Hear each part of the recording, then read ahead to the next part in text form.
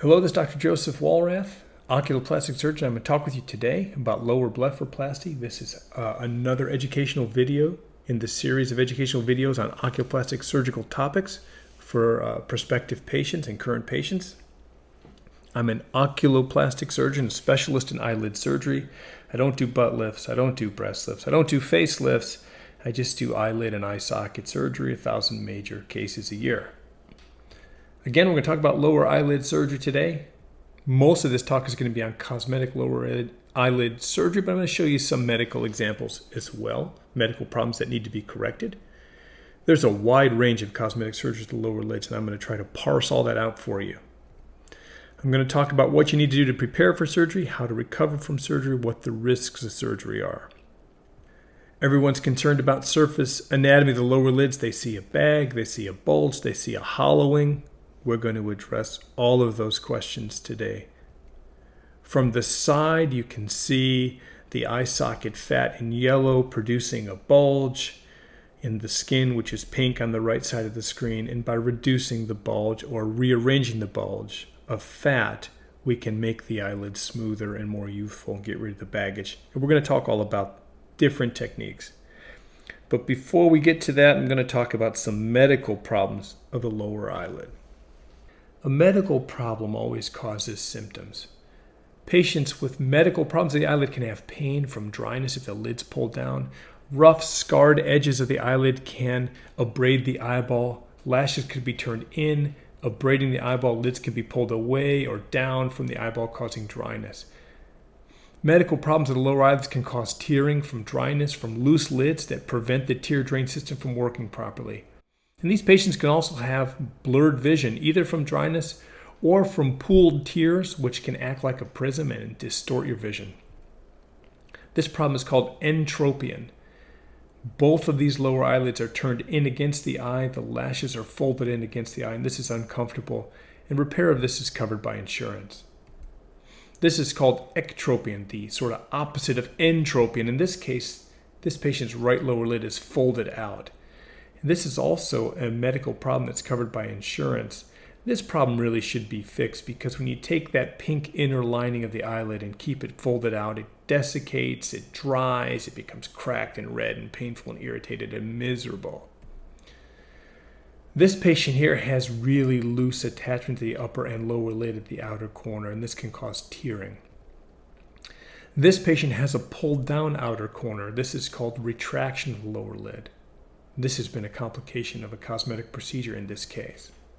Who pays for lower eyelid surgery? Well, again, if you have a medical problem with legitimate symptoms, a supportive examination, and supportive photographic documentation, then it gets submitted to insurance. When a patient desires a change in appearance, that's cosmetic. That is not covered by insurance. Now, in some cases, a correction of a medical problem can be performed at the same time as a cosmetic surgery. So if the lid is turned in and abrading the eyeball, insurance pays for that part of the surgery. But if a patient wants fat pocket reduction and skin resurfacing, that's a cosmetic procedure that's the patient pays for in addition to the medical procedure, which is covered. We're moving now away from the medical problems and talking about cosmetic lower lid surgical solutions. The lower eyelid evaluation is very detailed and highly individualized. There are a lot of questions that I have to ask. Are the lid ligaments loose? Is the skin loose? Is there skin excess? What is the pigmentation type of the skin, the so-called Fitzpatrick skin type?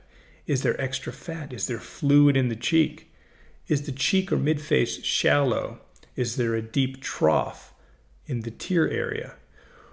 What's the gender of the patient? What are the patient's desires? And how much downtime does a patient have? Can they do a procedure that's invasive with a long healing period? Does that fit into their life? And then you put all this together and customize a surgical plan. And so the questions, the components of my surgical plan include questions like, does the lid need to be tightened? Sometimes no, that's unusual. Can I do a canthopexy, which is just a little bit of tightening? Does this patient need a canthoplasty to do significant tightening and repositioning of the vectors of the eyelid? Does the muscle that surrounds the eyelid also need to be tightened? That's called the retinaculum. Does this patient need support with the midface for their eyelids? Then I think about the fat treatment. Is there any fat that needs to be treated? Should it simply be removed? Should it be transferred from the eye socket to the midface? I think about the approach. Should the incision be on the inside of the eyelid? That's called transconjunctival. The conjunctiva is the inner lining of the eyelid. Should it be transcutaneous? Should there be an open skin incision to do all the work?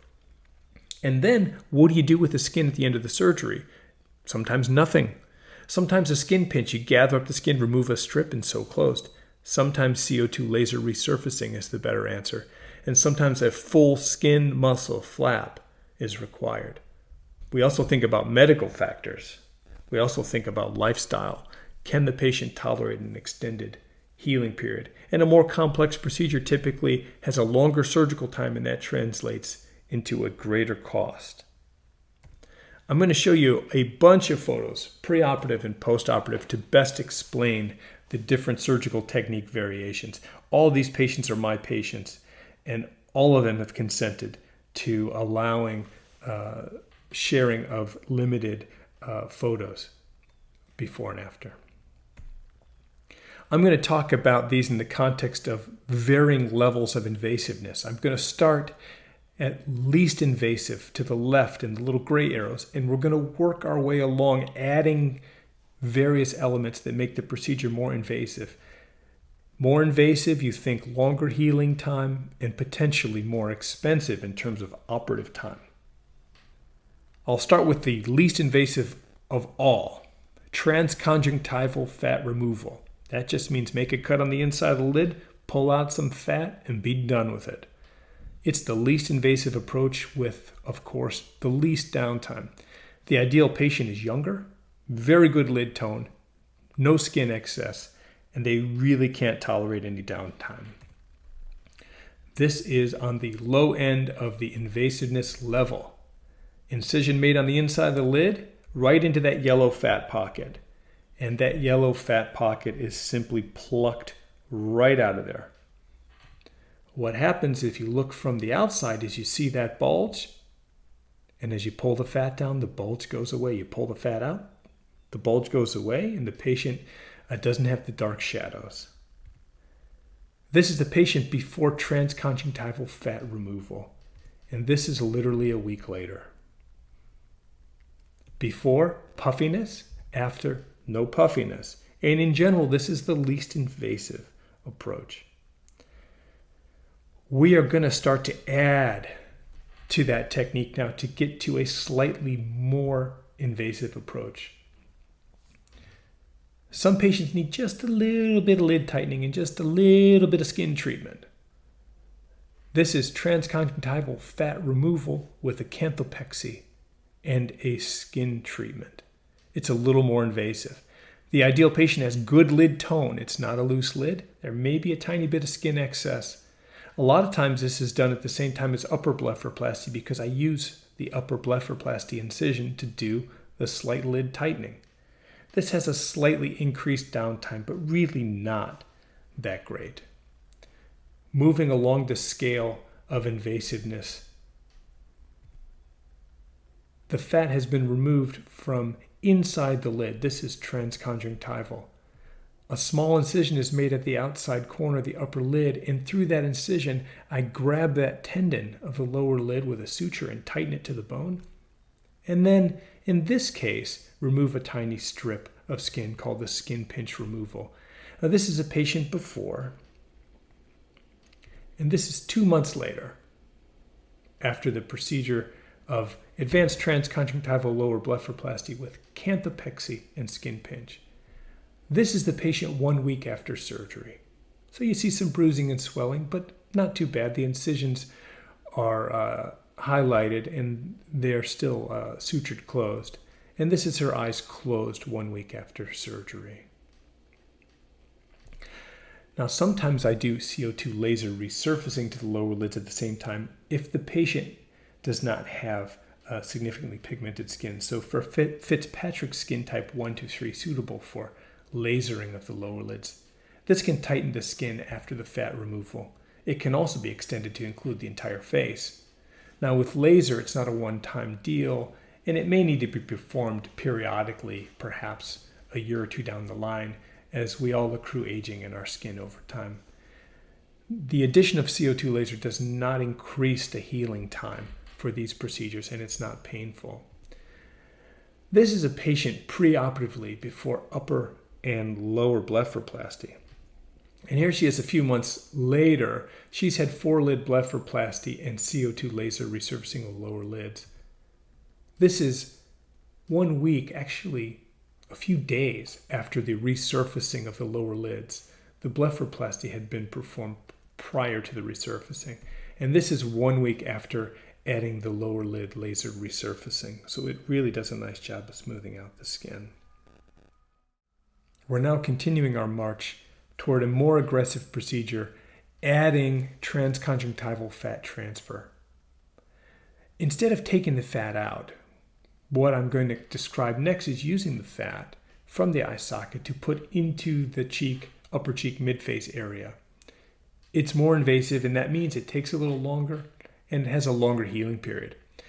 The ideal patient is someone who has a deep tear trough and someone who has a very strong desire to avoid any hollowing. And they have to be willing to accept more bruising and swelling for several weeks, even beyond a month, although generally it's not severe. I release the inner cheek ligaments and take the fat on the inner side toward the nose from the eye socket, pass it over the bone, and place it in the cheek where it's sewn in temporarily. The stitches come out in a week.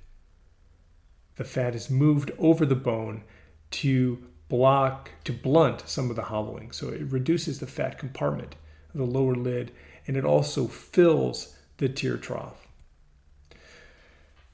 So the incision, again, is on the inside of the lid. I then release the ligament called the orbitomalar ligament in green, and it allows me to connect the fat from the eye socket up to the fat of the cheek. That fat connects into the fat of the cheek. And what it does is it lowers the bridge and raises the river. It takes some of that fat bulge in the lower lid and places it in the tear trough area. This is the ideal patient for fat transfer lower blepharoplasty. This is a young man who came to me and said, I really don't like the puffiness, and I want it removed.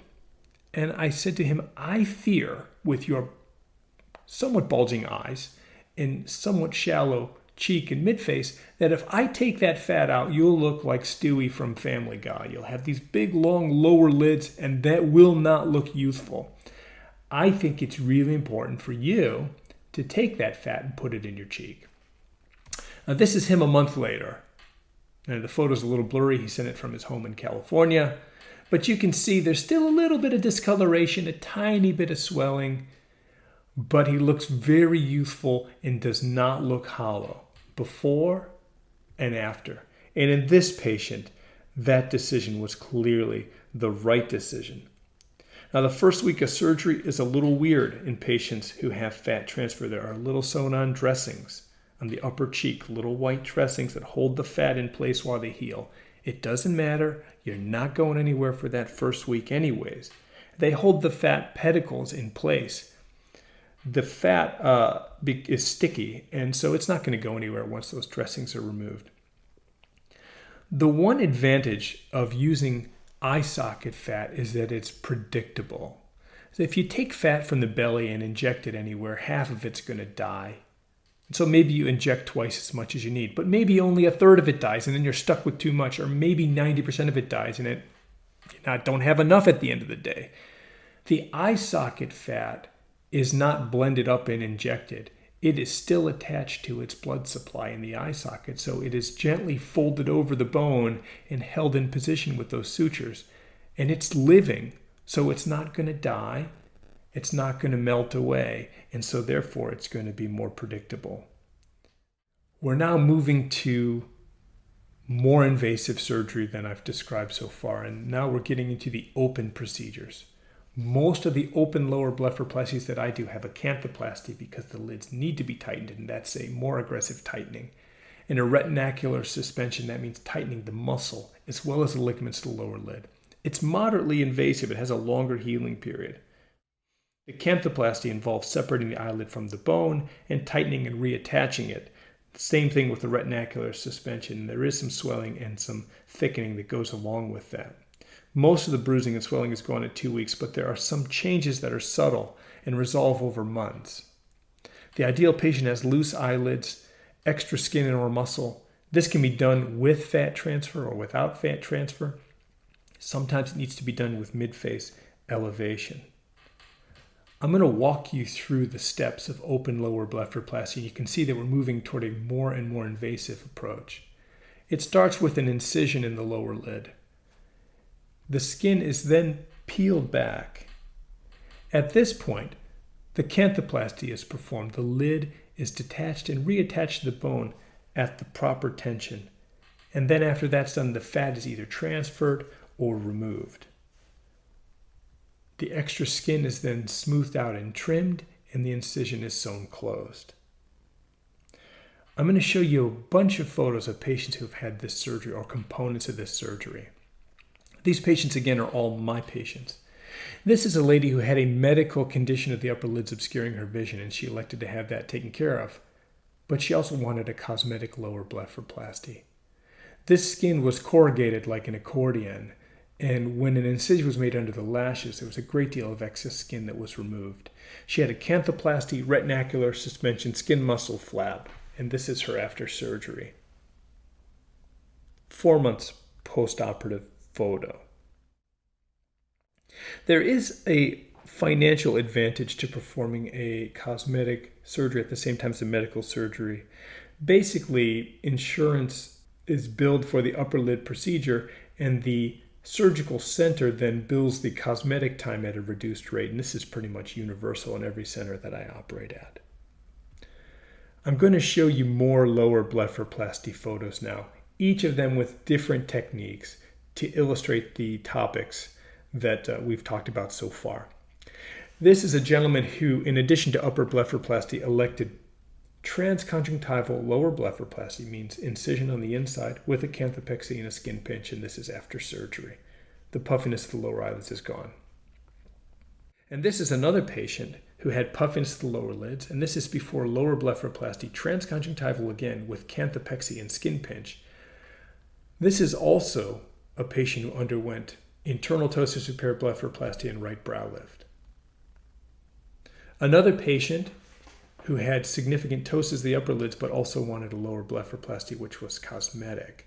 This is an open lower blepharoplasty with canthoplasty, retinacular suspension, skin muscle flap, and this is after surgery.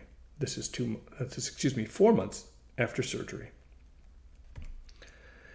This gentleman had heaviness of the upper lids and brow, but he wanted a cosmetic lower blepharoplasty. The lids tended to sag low as they approached the outer corner, and there was some extra skin and muscle. This was a few months post-operatively, smoothing out the lower lids, in addition to the mentioned upper eyelid surgery. This is a woman who didn't like the puffiness of the lower lids. She had an open lower blepharoplasty with fat transfer, and here she is 5 years later. Durable results. She came in because the upper lids were drooping, and she wanted me to operate on those too. What's the risk of lower lid surgery? Well, frankly, lower blepharoplasty is technically more challenging than upper blepharoplasty. All things being equal, there's a greater revision rate for lower blepharoplasty than there is for upper blepharoplasty. It's not uncommon for me to have a patient referred to me with a complication from lower blepharoplasty that I need to revise. Lower blepharoplasty revision is the most complex of all surgeries and oftentimes requires special techniques such as skin grafting, if skin has been removed excessively, using a drill to fixate the eyelids if the lids aren't attached properly, elevating the midface or putting spacer implants in the lower lid to bring the lids up onto the eyeball. And these more complicated revisions also carry with them a risk of revision. I'm going to share with you a few complicated revision patients. This is a woman who complained about her upper eyelid appearance. She's had several surgeries that they could not correct. Take a moment to look at the difference between her right eye and her left eye. The problem is not just the upper lid. My observation was that her right eye outer corner was attached too high compared to the left eye outer corner, leading to an abnormal shape of the lower lid and leading to impaired upper eyelid closure. And in fact, her upper eyelid problems were partly due to previous lower lid cosmetic surgery that led to this imbalance. And so my surgical plan was to take that upper corner, use a drill fixation to lower the attachment point, to make the shape of the upper eyelid match the other side to improve closure and improve symmetry. And this is after surgery. A few months later, the lid shape is much better and the lid symmetry is much better. You can see now that this patient has attachments that are roughly at the same height, the inferior border of the pupil on each side.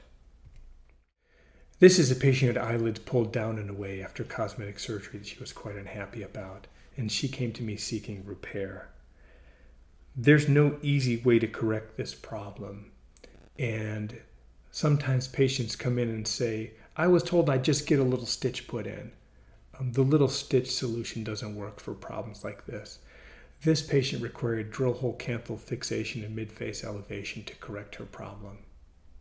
This is several months after surgery.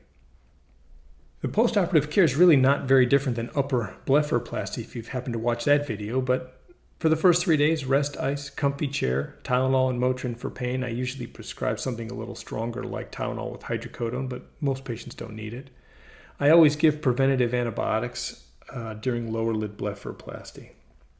For the first 2 weeks, stay in a clean environment, light normal activity. Follow-up visits would be at 1 week and 1 month, and then as needed after that. A full list of the postoperative instructions can be downloaded from my website. There's a wide range of customization and surgical time with lower blepharoplasty, and there's a wide range of surgical fees that I quote for this procedure, anywhere between $3,000 to $6,000. Facility fee is based entirely on the time of the surgery. We have care credit, interest-free financing available. Lower blepharoplasty can be done in the office for a very limited subset of patients. For most patients, I prefer this to be done in the operating room with sedation. There is risk to lower lid surgery, as I've been talking about. There's a risk of reoperation. That risk is low, but it is not zero. That can be as simple as removing a little bit of skin. Sometimes it can be as simple as putting a, quote, little stitch, quote, in the eyelid. Unusually, it's another procedure in the operating room. That's pretty unusual. Infection is very unusual with lower blepharoplasty, but the rate is a little higher than with upper blepharoplasty. And consequently, I always put people on prophylactic antibiotics. Excessive bleeding is very uncommon in lower lid surgery. Worsening dry eye is very uncommon in lower lid surgery.